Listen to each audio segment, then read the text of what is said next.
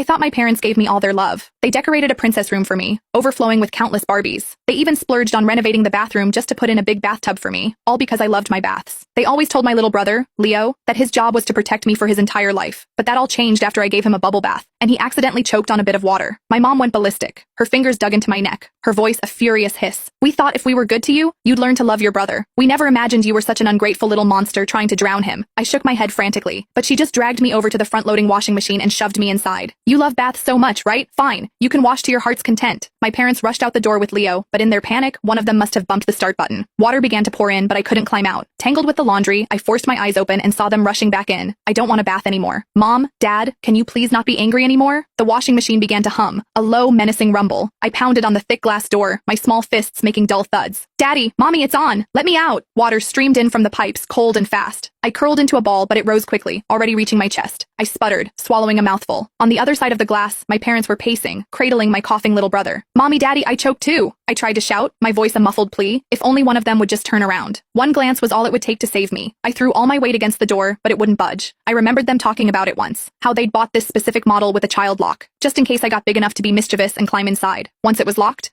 for good. The drum began to twitch, then slowly turn. The icy touch of the metal walls pressed against my skin. Suddenly the whole world jolted and then began to spin. An irresistible force threw me up, slammed me down, and threw me up again. My body crashed against the hard drum with a sickening thud. I tried to scream for help, but the moment I opened my mouth, soapy, sweet-smelling water flooded my mouth and nose. Dad, Mom, dizziness washed over me, a crushing weight on my chest. I fought to keep my eyes open, desperate for one last look at them. I saw them, a blur of motion, hastily pulling on their jackets. I am so disappointed in Penny, my mom's voice cut through the roar. If she'd do this to her brother while we're right here, who knows what she does in private? She needs to learn a real lesson this time. What do we do, honey? Dad sounded panicked. Leo's been coughing forever, his face is turning red. The hospital. We're going to the hospital now. The machine's first spin cycle paused. The suffocating water slowly drained away, but my relief was short-lived as a new gush began to pour in. Terrified, I used every last bit of my strength to bang on the glass. Daddy, Mommy, please save me. Penny can't hold on. My mom, who was putting on her shoes, froze. She walked towards me. Mommy, help me, I whimpered, a flicker of hope igniting in my chest. I knew it. She was just trying to scare me. I'd never ever hurt Leo again, not even by accident. She reached out a hand, but not for the door handle. She stood a few feet away, her face a mask of disappointment as she pointed a finger at me. You still don't think you're wrong, do you? Trying to break the machine to show me you're angry? Penny, your brother is 2 years old.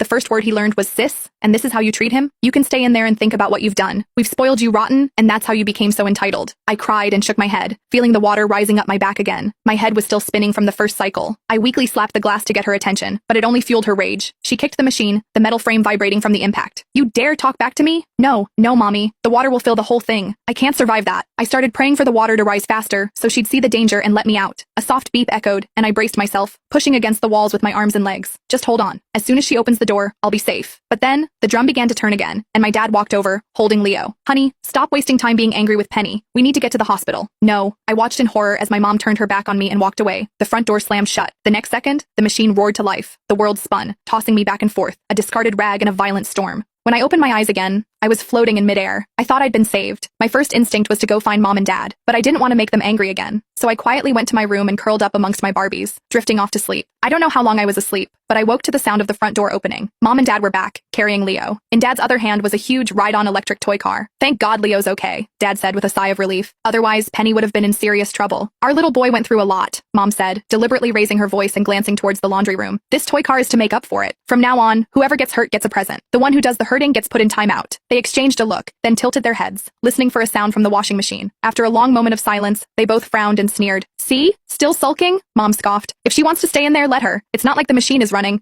She's not going to die. I floated back and forth in front of them. Mommy, Daddy, I'm already out. Can't you see me? Penny's not sulking. Please don't say that about me. I kept trying to talk to them, but it was like I was invisible. Their eyes passed right through me. I tried to touch them, but my hand phased straight through their bodies. It was only then that I realized the horrible truth. I think I died in the washing machine. I drifted over and peered through the glass door. A small figure was curled up inside, twisted into a strange, unnatural position. Was that me? I turned back to see my parents cooing over Leo. Oh well, this was my punishment. At least this way, I wouldn't have to wash Leo's dirty diapers anymore. They hadn't spent any real time with me since he was born. Now, maybe I could be with them all the time. I swallowed the heavy lump in my throat and forced a smile. For dinner, Dad made my favorite, BBQ ribs. After feeding Leo, they sat at the table, their faces grim, and glanced towards the laundry room again. Dad spoke first. Penny, come out and eat. The only reply was the soft gurgle from Leo. Mom slammed her bowl down on the table, her patience gone. Fine, don't eat. Who spoiled you into this brat? You screw up and then you throw a tantrum? Don't eat now, don't eat ever. I might as well have given birth to a bad seed, she muttered. Everyone says it's impossible to treat two kids equally. We thought if we were extra nice to you, you'd be nice to your brother. Instead, It just made you an arrogant, ungrateful brat. Just leave her, Dad said. It's not comfortable in there. She's so delicate, she won't last long. She's probably already snuck back to her room. I floated nearby, listening, a stinging sensation building behind my eyes. Mommy,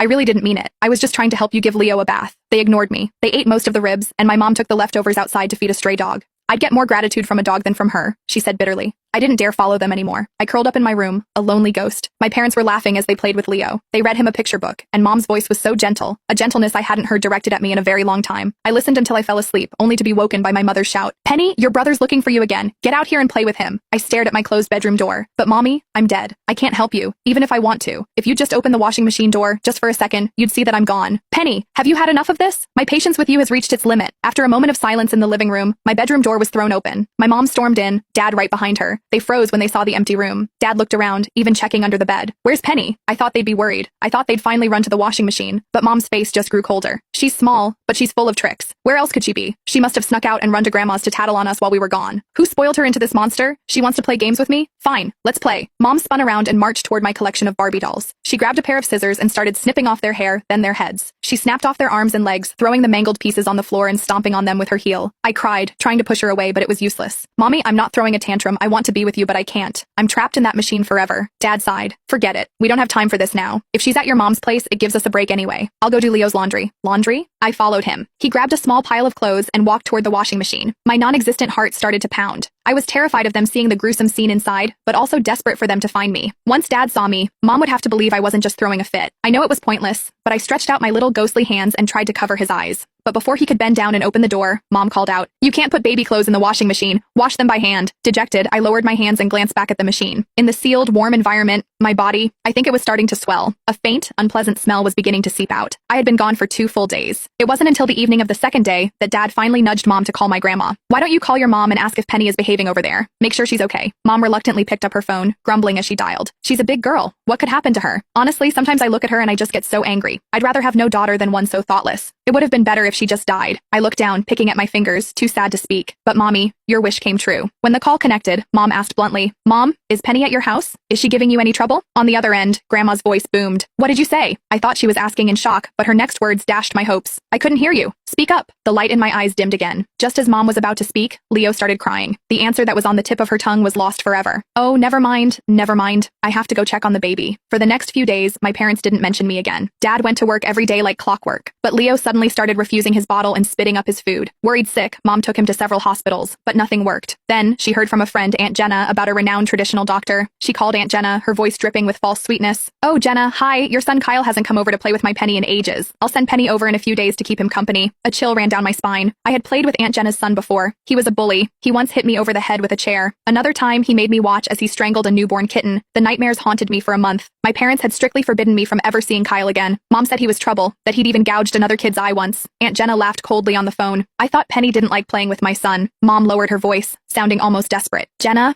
I heard you know a really good doctor. My son hasn't been eating lately. Do you think you could take me to see him sometime? I could drop Penny off at your place while we go. The kids can keep each other company." My heart sank. To find a doctor for Leo, my mom was willing to just throw me to the wolves. I wanted to leave this house, but I couldn't. It was as if I was tethered to my parents. I started to hope, to pray, that someone, anyone, would find me. Then one day, just as Mom and Dad were about to leave with Leo, both sets of my grandparents showed up. They were all carrying presents. The wrapping paper was pink and sparkly. Were they for me? A little spark of excitement lit up inside me, but my mom's brow furrowed when she saw them. "Mom, Dad, how many times have I told you? You have to be fair. These gifts are all for Penny." "What about my son?" she complained. "He might be young, but he's not stupid. This will hurt his feelings. When you have 2 kids, you can't play favorites." My paternal grandma frowned and brought in a strawberry cake from the hallway, her expression annoyed. "How can you, his own mother, forget your daughter's birthday? Of course we're bringing her presents." A wave of warmth finally washed over me. My grandparents all remembered my birthday. I was still a loved child. The strawberry cake smelled so sweet, my absolute favorite. I circled it, nuzzling my cheek against my grandma's arm. Grandma looked around the apartment. "Where's Penny?" My parents froze, their faces flashing with embarrassment before they turned to my maternal grandma. "Yeah, Mom, we were just about to come to your place to pick her up," Dad said quickly. "Since you were coming for her birthday, why didn't you bring her with you?" Mom added. My maternal grandparents frowned deeply. "When did you ever bring her to our house? You two must be losing your minds from stress." With that, all 4 of them went to check my room. "Penny? Grandma's sweet girl, come on out. Look what Grandma got for your birthday." My parents stood stiffly in the doorway, their bodies rigid. My paternal grandma searched the whole apartment and came out again, her voice sharp with worry. "Where is the child? When was the last time you saw her?" My parents started to tremble, an uncontrollable shaking that ran through their bodies. They didn't speak. They couldn't. Their eyes, wide with a dawning horror, drifted towards the washing machine.